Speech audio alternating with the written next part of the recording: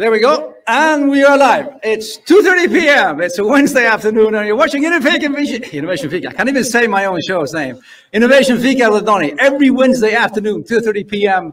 live from Stockholm. Teknikringen 1, KTH Innovation. Today, actually, a very special occasion. You can see I'm not even wearing my normal KTH shirt. I'm actually dressed up today because we have the Sustainable Fashion Day here at KTH Innovation. A full crowd of people here. We are actually standing in the middle of the exhibition here at KTH Innovation. All these sustainable, cool fashion tech companies. And this is actually kind of special because this show, my Innovation Fika that I do every Wednesday afternoon, 2:30 p.m., I started on August 23rd, 2020, by interviewing Allure, who are exhibiting over there. They were actually my first interviewees on this show. So check that out on YouTube. All of the videos are recorded on YouTube and saved there. This is episode 58. So I've done 58 interviews with startups and cool people and cool tech, and usually a kinder egg of all three as well. All of my written content, as you know, I post almost daily on LinkedIn and all everywhere else is saved on Medium. So you can check out my Medium page. Also follow me on LinkedIn, of course, for fun posts, updates, and of course this show. And I'm seeing now that people are already commenting. We have lots of people online watching the show. Thank you, Magdalena. Hi to you. And so ask questions online. So audience can ask questions as well. If you want to post your questions on LinkedIn, it will come up here on the screen as well, so we can pick you up there, but you're free to interact with us. Enough about me, enough about that. We're not here to talk about me. We're here to talk about a really cool and important issue with a really cool and important person. So welcome in from Green Room. Ta-da! We have not post questions. We have my guest for the day, who is Christiane Dolva. Hi. Hi, I'm going to put your name on here so people can see who you are there. Christiane Dolva, Strategy Lead Planet, H&M Foundation. Exactly. Yeah, and I like the things of Strategy Lead Planet, and then we can sort of stop there. Yeah, exactly. Let me just take responsibility for the planet. Why not? Yeah, I mean, so let's start with, we always start with me saying hi, hello, and also introducing my guest and asking them who they are and what they do. So let's just start there. Who are you and what do you do? Good start. So yeah, my name is Christiane and I am a Norwegian living in Sweden, working within the area of sustainability, which I've done for the past 15 years. I have been working as a consultant for a number of different industries, and then I kind of honed in on the textile, garment, fashion industry 10 years ago. I've been working as a sustainability director for a Swedish outdoor brand called Fjällräven for the past 7 years. And now I have the privilege to be the strategy lead planet at the H&M Foundation, where my ambition is to bring different new innovations and solutions out to the fashion industry so that we could really transform and drive change. It sounds like a match made in heaven, the H&M Foundation with that mission, KTH Innovation with our mission. Exactly. I wonder. We have a lot to talk about. We have a lot to talk about. But another thing that I just want to clarify as well. You say H&M Foundation. And let's just say what H&M Foundation is. Yes. So we clarify that as well. Good. So the H&M Foundation is an independent NGO that is privately funded by the family that funded the H&M Group, which is the brand, the Swedish clothing brand, fashion brand. So we are working independently, looking at making donations and contributions to solutions that can drive good sustainability towards planetary issues, but also social impact issues. So that's the core of what we do. And we work across any kind of stakeholder, all actors in the industry. Our ambition is to be brave, take on risk at an early stage, and also be open source and share all the different solutions that we find with the industry as a whole. So regardless of what brand or what organization, we want to see if we can be part of catalyzing change. Mm-hmm. And one thing that you're doing is the Global Change Award. Yes. Which started, is it 7 years ago now or something like that? 2015 was the first, yeah. And that is correct me if I'm wrong here, but it's the biggest innovation competition in the world in the textile, all four, and in the textile industry, right? Yeah, I think if you speak marketing terms, I think you need to say like probably the biggest, you know, to be correct. But yes, it's a huge and very it's the biggest and very engaging and fantastic innovation challenge that we run on an annual basis, where we seek out and reach broadly, globally, in order to find early startup solutions, new ideas, brilliant people with a good idea that can pinpoint some of the challenges that the fashion industry has. And then we each year award 5 winners with a grant. But also, I think more importantly, what we do a lot in collaboration with you at KTH Innovation as well, is that we also then have a year of an impact accelerator, because everyone needs help in order to get their good ideas out into the market. And that's the true value, I think. And can anybody apply for this competition when it starts? Yeah, so it's available globally. What we're looking for is obviously solutions that can tackle some of the fashion industry's biggest challenges. But we want to look broad. I think when we started, it was a lot around circularity as a concept and what ideas and solutions could drive circularity for the fashion industry. And now we see that, you know, everything is connected and complex problems need complex solutions. So we're really looking for solutions across the entire value chain, whether it's production processes, new materials, logistics, distribution, new business models, end-of-life solutions, you name it. There are no bad ideas out there if they have a purpose of sustainability. Exactly. We're going to come back to the sustainability issues as well very, very soon. I've just added the website address there, globalchangeyourworld.com. You can go there. Today, you've actually announced the 5 winners, right? For They're announced now online. Exactly. They are. So that page is like buzzing with a lot of new content, both on the winners. So 5 brilliant new innovations that you really need to go in and have a look at. And then also with a lot of content around our purpose and what we want to do and why it's so important that we strive to make this transition. Fantastic. So go to the website, be inspired by this year's 5 winners, and support them, of course, and be inspired by that. But start thinking of, yeah, but what can you do next year?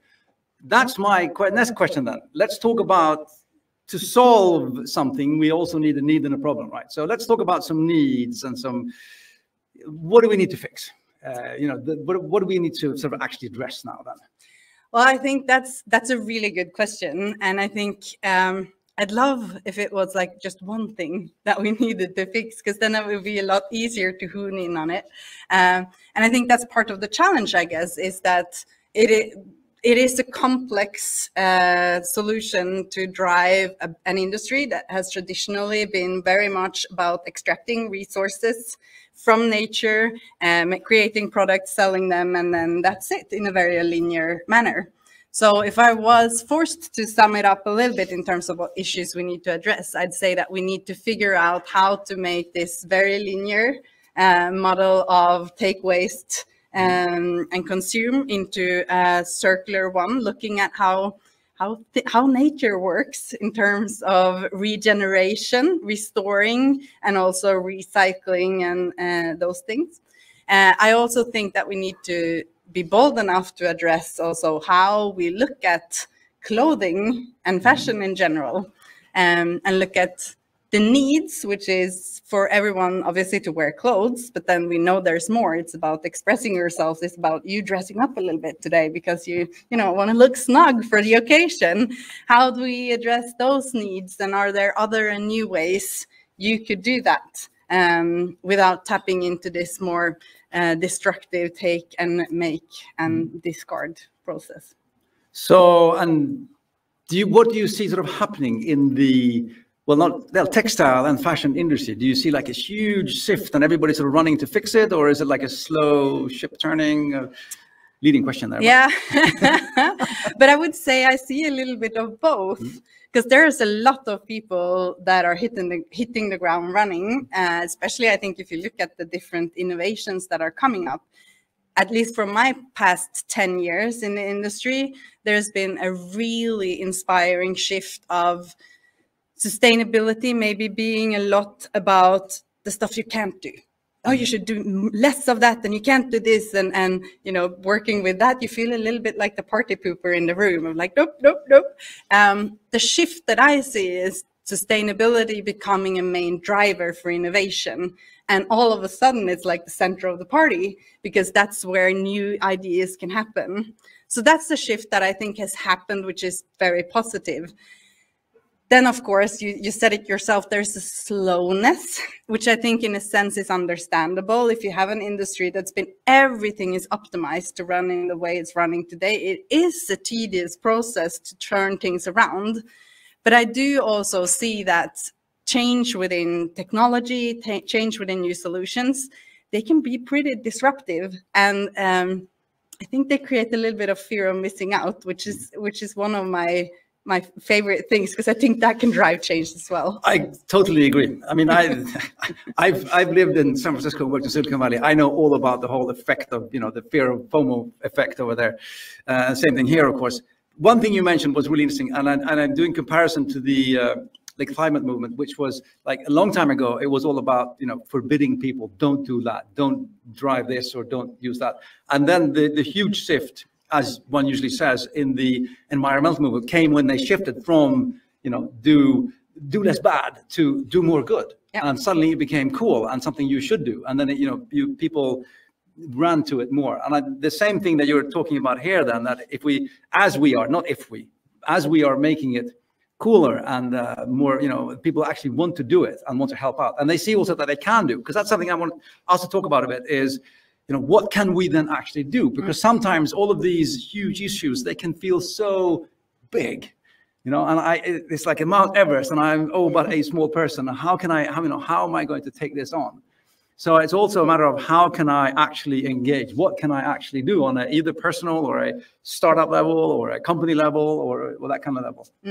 So, I mean, where do we start? Apart from applying for the Global Change Award next year, of course. Exactly. Well, there's a lot of good thoughts you have there. Just really quickly want to pick up on the do less bad, do more good, because I think that's also the narrative that we need to change. Instead of looking at what we don't want to do, we need to create a narrative of how do we want things to function. And at the H&M Foundation, we've also kind of moved that narrative towards like, okay, but what would the planet positive future look like? What if we could do the things that we do in a way that's actually positive instead of negative? And that drives energy. So that's good. To your other question about like, where do we start? I have one favorite quote that I apparently talk about so much that I once got the small elephant as a present, but that's you know, talking about it a little bit as how do you eat an elephant, one bite at a time. It's not me who came up with that, but it stuck with me because that's exactly what I think that we need to do. It's like, okay, if we all just look at the massive challenges, it's easy to get paralyzed. But if you look at the part of it, you could create the solution here. And then I think the key is, and it's probably another buzzword, but the key then is collaboration. Because it's like there is not one single actor, not the award, not one startup, not one brand that can solve it. But in collaboration, that's where the magic happens. So I think if we each and everyone look at, okay, if you're a startup, look at my solution, which solves one thing, probably that solution needs 3 other pieces to be able to tie it together so that it can be used by the industry. Well, we want to support you in finding those other pieces. There are a lot of actors out there that want to puzzle those pieces together so that we can get speed and scale. So collaboration is one thing. Yeah.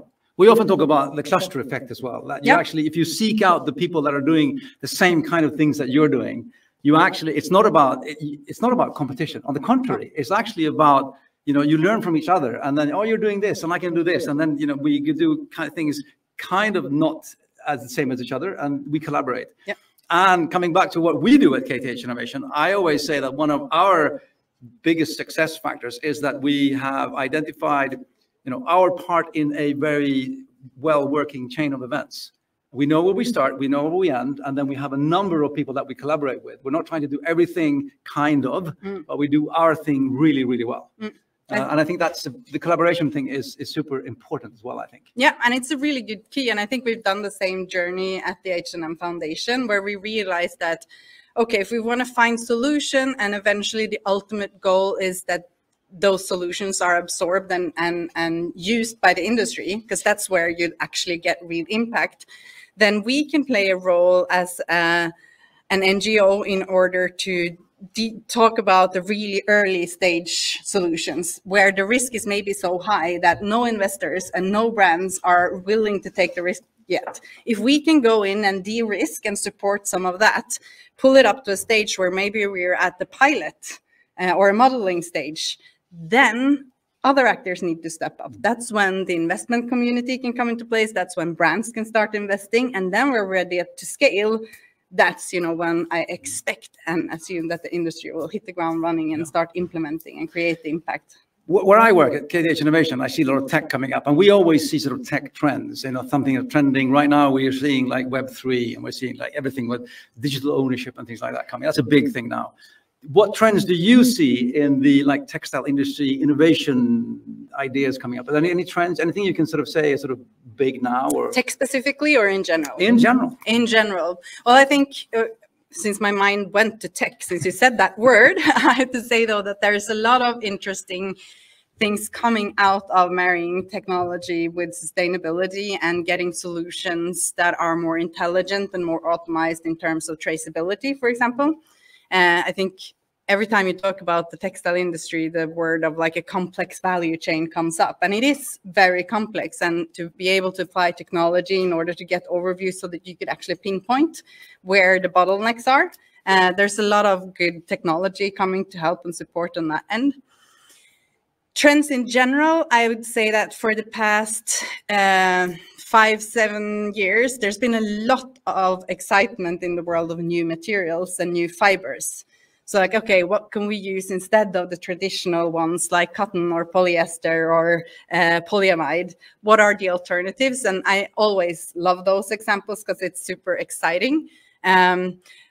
But I also see now that there is a trend which I like and which I think is needed to look beyond just the fiber content. Because if you look at the impact, it's one thing is what fibers you choose and how they are made and the impact they create. And there we could do a lot better on a lot. And there's a lot of exciting new alternatives out there, some of the new winners among others. But then you also have the whole production process of dyeing and finishing and all that, that has probably a bigger impact. And I see that there are starting to happen stuff in terms of low impact production processes that I'm very excited about. Thirdly, I have to say, I think the whole circularity movement, which really has started to, you know, become a thing that is seriously looked upon, not only as a buzzword and small pilots, but as in how do we actually really twist our business model around. There's a lot of good new solutions in terms of end-of-life treatment and prolonging a garment's lifespan. And also, you know, how do we optimize recycling? One question I have to ask you, just so we circularity. When we say the word a lot, what does it mean? The best definition that I have seen and that stuck with me was that circularity is all about designing waste out of the system. And that to me made a lot of sense, because if you look in nature, there is nothing that's waste. I mean, nothing disappears. Even if you throw it in the garbage or flush it down the toilet, it doesn't disappear. And if you look in a forest, the leaves fall down and become nutrients to new life. So designing waste out of the system, I think, is a good definition, because it also allows you to think not only where the mind tend to go, which is recycling, but recycling is just the last resort of keeping value in a product. What you need to do is make it last long. You need to be able to reuse it, maybe resell it. And then you could look at recycling, but also look at all the processes. Waste happens in so many areas. And if you could just start, go on a waste hunt, that's good.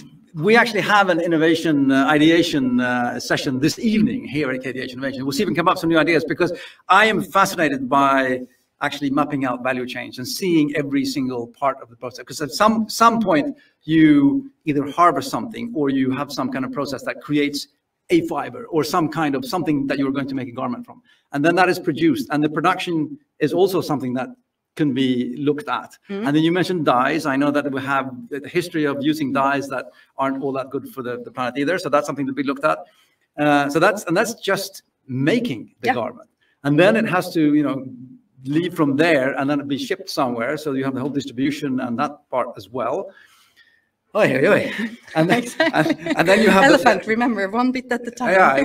By the way, everyone in the room here, there's a challenge for you for this Innovation Fika. We need a good vegan alternative to the old saying, "How to eat an elephant," because we're not going to eat meat anymore. So we need a good alternative to the elephant saying there. And then somebody is going to buy the garment, and then we have things like Volumental over there that helps you measure perfectly your feet and the whole kind of thing, so you don't buy too many garments and you buy your exact fit. And then when we're coming to using the garment, we tend to forget things like the actual impact of washing. Like how much water do we use in a wash cycle, and how often do we wash our clothes, and why do we need to wash them so often, and why do they need to be washed so often, and so forth and so forth and so forth and so forth. So that's just the usage of the garment, how we use it. And then of course it comes to it's what we perceive today maybe as the end of the life of the garment, where we best case can either it's like either we can reuse it in like a second-hand thing, or it gets cut to pieces and is made into car seats or something like that. But it still isn't recycled. It's just sort of the same garment actually still, but it's in different form. And then we're talking about the recycling, because we also have Circulose over there with Renewcell that actually goes fiber to fiber. So we actually, that's kind of going towards the forest kind of thing. But there's such a value chain of things to work with if you break it down and see which part can I actually start working on. It's fascinating. Yeah, it's the coolest thing ever. No, but it is. And it's easy to maybe get overwhelmed around all the challenges. But I think I like it's the coolest thing ever, because it's also like it's such an abundance of opportunities. And I think that's what we see in the innovation space as well, looking at the Global Change Award and the different applications we get there and the winners. You have exactly like you say, some are the recycling solutions, some are a washing treatment that could actually restore your garments back to good quality. And since the problem is complex, the value chain is complex, the solution also needs to be complex. Yeah. Cool. We're getting lots of questions here from the online audience. One from Manuel here saying, does smart clothing play any role in the fashion sustainability, or is there no real value beyond the hype that the techies might make? That's the good Thanks, Manuel, for that really nice, easy question. I think without being an expert on smart textiles at all, because I'm not, it kind of taps a little bit into what I said about like technology for sustainability. I could see that there are a lot of opportunities with applying smartness also to the clothes you wear, and also to the data in terms of like how often do you use it? Could it, if you haven't used it for a long time, maybe you should be reminded that you could hand it over to someone else. How often do you wash it? You mentioned yourself, and that's also a bit of a passion thing for mine. It's like we wash our clothes way too much. Yeah. What if we could be smarter? What we could have smarter textiles around that? But I feel an idea coming here. Yeah. You could apply to the Global Change Award. It's actually the world's biggest award. It is. Yeah. Probably. Probably. Excellent. As everybody knows, this is just a very short coffee break chat, my Innovation Fika every week. But we don't leave you without the guests giving us their top 3 tips of how to work on whatever they need to work on. Yeah. So this week, before we end, Christiane Dolva's top 3 tips for getting started or working with sustainability in the fashion and textile industry, right? And tip number 1 here, live from Stockholm, KTH Innovation, is be curious, ask questions, and nerd out. Yes, I think that's like my ultimate tips. If you want to change or understand or figure out opportunities, it doesn't happen in silos. It's unless you're super, super smart, not likely that it happens just by you sitting and thinking on your own. But in my experience, if you're out there, if you're asking questions, digging into the details and nerding out, that's where the excitement is. And I think this tip, applies both to innovators or entrepreneurs or people working with sustainability as a profession in the textile and fashion industry. Ask questions, understand, figure out, but also to individuals. Well, if you want to purchase a product, Ask questions, figure out what's out there, nerd out. That's a good tip, I think. We can stop there because that's the best tip. I always say to everyone that an innovation process doesn't start with ideas. It starts with questions. Yeah. It starts with questioning things and actually asking, why does it work like this? Why do you build like that? Why is it blue? Why does it, like when I was a kid, what I still do, where does the white go when the snow melts and stuff like that, Yeah, really important stuff, right? Exactly. Why can't I change my ringtone on my microwave? Yeah. Tip number 2 from Christiane is care for and keep what you have. Yeah, I think that's important. I wouldn't be able to stand here and talk about sustainability in the textile industry without addressing the fact that we need to understand that each and every garment that is produced has an impact. It is created of some type of material, and it's been processed and it's been manufactured and distributed. So look at it as an investment, care for it, keep it, and for as long as possible. Good tip, thank you. And tip number 3 from Christiane Dolva is waste is only lost potential. Yes. I think that is a tip that's maybe connected to what we talked about in terms of circularity. That I really do think that if we look at everything that is being done in the textile and fashion industry and the waste that is created, it's so unnecessary because you could loop things, you could use things. So it would probably be a tip of like, yeah, start a waste hunt. It could be waste in terms of actual fabrics and materials or emissions, or waste of time, hunt for the waste and design it out. And I think we'll be a lot more efficient in what we do. Wonderful. With that, we are at 14:57. We're heading into the end of my Innovation Fika. Thank you so very much for joining me here today. It's been fantastic. Thank you everybody for coming and having Fika with us. Live audience today, Technique 1. As you all know, all the recordings on YouTube, you can find them there on my Innovation Fika. Wednesday afternoons, 2:30 p.m. Tune in next week as well, online, whichever channel you might be on. But that's for next week. Today, again, thank you so much for coming. Thank you everybody for watching. Let's finish off the cinnamon rolls, everyone. So thank you very much and goodbye.